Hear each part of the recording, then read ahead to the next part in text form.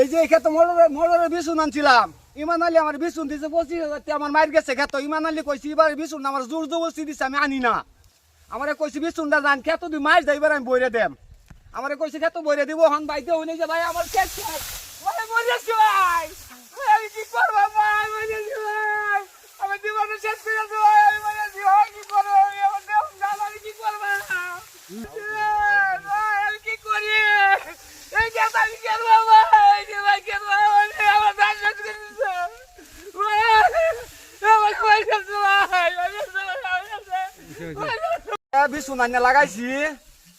এই বস্তির মধ্যে আরো মানুষের মুসুরি ক্ষেত লাগাইছে, বহুত মানুষের মার গেছে, বহুত মানুষের ধান মার গেছে, আমারও মার গেছে।